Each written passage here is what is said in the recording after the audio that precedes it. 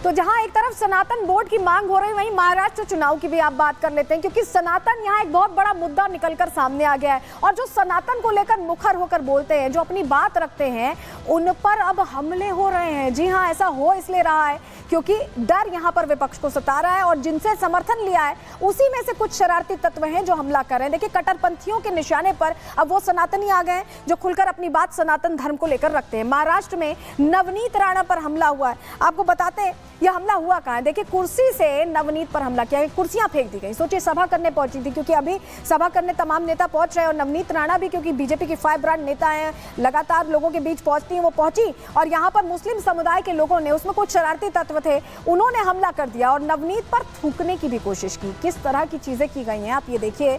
थूकने की कोशिश की गई है, उपद्रवियों ने यहाँ पर सारी मर्यादाएं तोड़ दी, अश्लील इशारे भी नवनीत राणा को किए क्योंकि वो महिला थी और हंगामे के वक्त यहाँ धार्मिक नारेबाजी भी की गई। धार्मिक नारेबाजी करके एक तरफ से शक्ति प्रदर्शन करने की कोशिश हुई, यहाँ तक कि आपको बताएं कि नवनीत राणा को सुरक्षा गार्ड किसी तरह से वहां से बचा कर ले गए, नहीं तो कुछ भी हो सकता था। नवनीत को बचाते समय एक गार्ड यहाँ तक कि घायल हो गया। आप सोच रहे होंगे कि आखिर कैसे ये सब हो रहा था। चलिए जरा आपको तस्वीर आपको जल्दी से दिखाते हैं जिस कार्यक्रम में पहुंची थी नवनीत राणा और उनके ऊपर इस तरह से कुर्सियां फेंकी गई हैं। ये देखिए, दरियापुर तालुका है ये, अमरावती इलाके का, अमरावती इलाके से आती नवनीत राणा और वहां पर कैसे हंगामा हुआ है सुनवाते हैं आपको।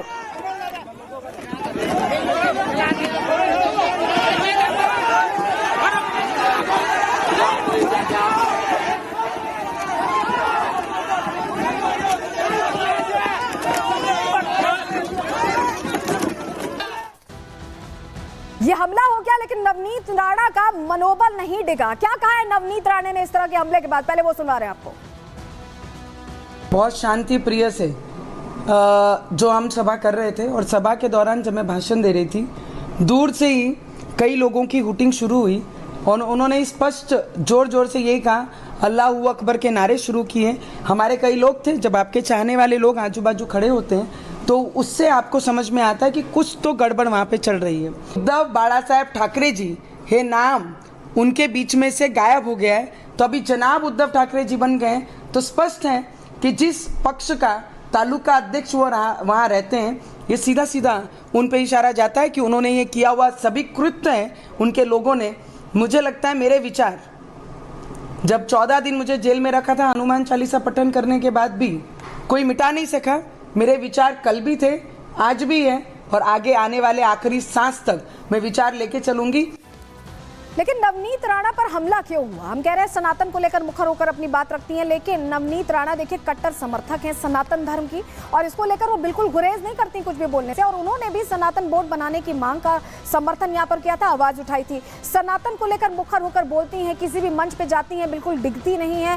वक्फ की मनमानियों पर भी उन्होंने सवाल किए थे, क्योंकि वक्फ संशोधन बिल आने पर पारदर्शिता लाने को लेकर जिस तरह से एक मुहिम छेड़ी गई पूरे देश में, उस पर भी यहाँ पर नवनीत राणा ने कहा था कि वक्फ का संशोधन, वक्फ बोर्ड का संशोधन जरूरी है। ओवैसी ब्रदर्स जो लगातार एक रिफ्ट क्रिएट करने की कोशिश कर रहे हैं, अंडर करंट क्रिएट करने की कोशिश कर रहे हैं, क्योंकि 16 जो मुस्लिम बाहुल्य सीटें हैं उस पर ये चुनाव लड़ रहे हैं, तो इनको भी ओवैसी ब्रदर्स को उन्हीं की भाषा में जवाब देती हैं, उन्हीं की स्टाइल में जवाब देती हैं। 15 मिनट का जिक्र बार बार आता है तो वो 15 सेकंड कहने से नहीं देर करती हैं और यही वजह है कि वो कट्टरपंथियों की आंखों में चुभती हैं। मुस्लिमों को सबक सिखाने की बात उनकी तरफ से कही गई थी और नवनीत के बयान से कट्टरपंथी हैरान भी हैं और परेशान भी हैं। कैसे ओवैसी ब्रदर्स का जो 15 मिनट का शिगुफा था उसका जवाब दिया था नवनीत राणा ने, जो कट्टरपंथियों को नहीं भाया। जरा सुनवाते हैं पहले आपको। ओवैसी, तेरे को कहना है मेरा कि तू हैदराबाद से आकर हमको बता रहा, मेरी घड़ी में 3 बजने को सिर्फ 15 सेकेंड बाकी हैं, तेरी घड़ी में 15 मिनट होंगे, मेरी घड़ी में सिर्फ 15 सेकेंड बाकी हैं, तेरे को 15 मिनट लग रहे होंगे, हम लोगों को 15 सेकेंड लगेंगे। ओवैसी, तो नवनीत राणा जिस कार्यक्रम में पहुंची वहां हमला हो जाता है, कुर्सियां फेंकी जाती हैं, अश्लील इशारे किए जाते हैं, धार्मिक नारे दिए जाते हैं और उसके बाद नवनीत राणा इसको लेकर थाने पहुंचती हैं, थाने में शिकायत दर्ज कराती हैं। चलिए आपको बताते हैं क्या हुआ। खल्लार थाने पहुंचती है नवनीत राणा और यहाँ पर वो पुलिस कर्मियों से अपनी बात रखती हैं, शिकायत करती हैं। नवनीत ने उपद्रवियों पर एक्शन की मांग की है कि जिस तरह की घटना हुई है उसको लेकर एक्शन लिया जाना चाहिए, और एक्शन नहीं होने पर उन्होंने कहा है कि अगर एक्शन नहीं लिया गया तो वो धरना देंगी।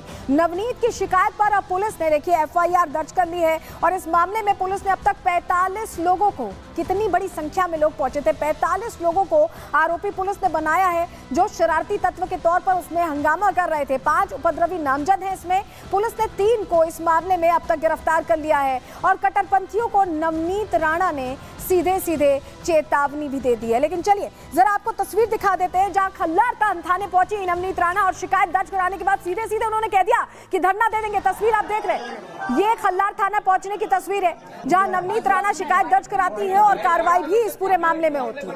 यानी नवनीत राणा ये सीधा मैसेज दे रही है उन कट्टरपंथियों को जिनकी आंखों में वो चुभती हैं कि वो डरने वाली नहीं है, वो हटने वाली नहीं है, वो सनातन के लिए हमेशा अपनी बात बुलंद करती रहेंगी। और वहीं इसको इनके समर्थन में अब कृष्णा हेगड़े भी आ गए हैं, शिवसेना के नेता हैं, और उन्होंने भी कहा है कि इस तरह का आचरण बर्दाश्त नहीं किया जाएगा। सुनिए जरा। भारतीय जनता पार्टी के नेता और पूर्व सांसद श्रीमती नवनीत राणा के सभा में जो हमला हुआ, जो उन पर हमला हुआ, जो उनके कार्यकर्ताओं पर हमला हुआ, जो कुर्सी फेंके गए, जो अपशब्द का इस्तेमाल हुआ, जो उनके ऊपर गैर व्यवहार, उनके कार्यकर्ताओं पर गैर व्यवहार किया गया, उसका हम खंडन करते हैं।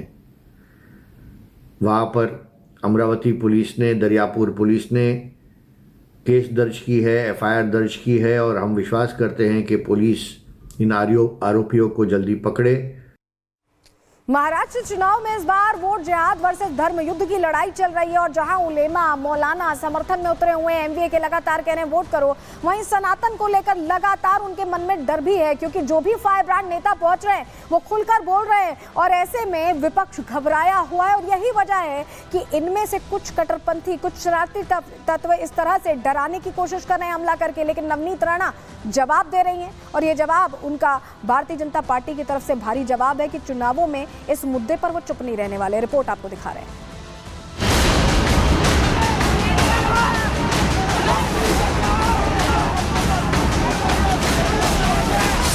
महाराष्ट्र चुनाव की सियासी लड़ाई अब निर्णायक मोड़ पर आ गई है। कट्टरपंथियों को इस चुनाव में हार का डर अभी से सता रहा है। नतीजा ये है कि कट्टरपंथी सनातन समर्थकों को टारगेट कर रहे हैं। तस्वीरें अमरावती जिले की हैं, जहां दरियापुर तालुका में बीजेपी की फायर ब्रांड नेता नवनीत राणा की चुनावी सभा थी। नवनीत ने जब मंच से हुंकार भरी तो सनातन विरोधियों की नींद उड़ गई। देखते ही देखते वहां खड़े मुस्लिम समुदाय के लोग टूट पड़े। गनीमत रही कि सुरक्षा गार्ड्स ने नवनीत को बाहर निकाल लिया।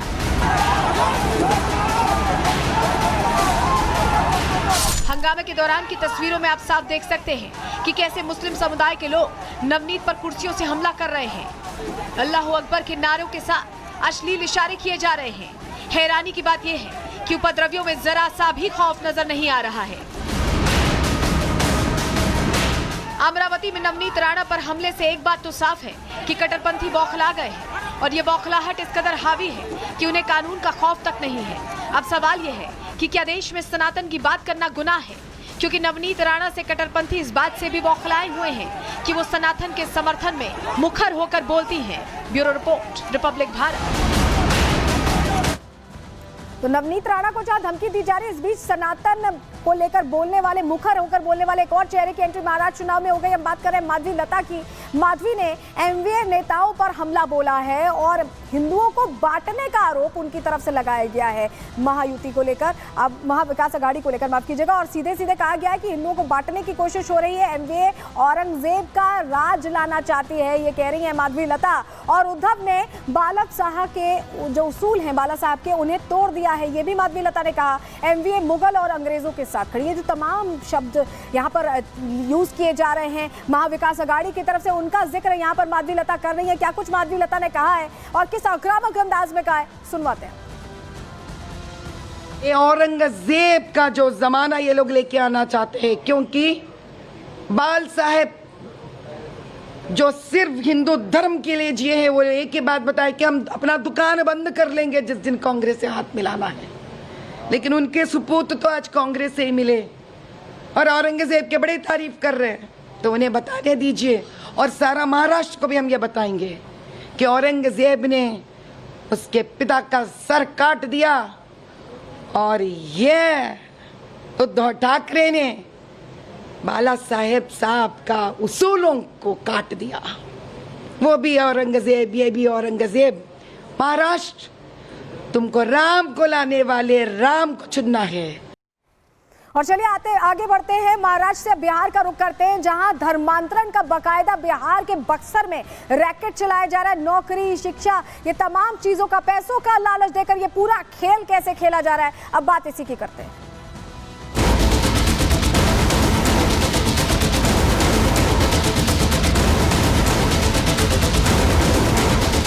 ये धर्मांतरण का मामला चलते आ रहा है। काफ़ी बार इस पर विरोध भी किया गया, काफ़ी बार प्रशासनिक सहायता भी ली गई, लेकिन इस पर कोई कठोर कदम तक वो नहीं पहुंच पाया। किसी को धर्म परिवर्तन नहीं कराया, हमें सिर्फ बाइबल को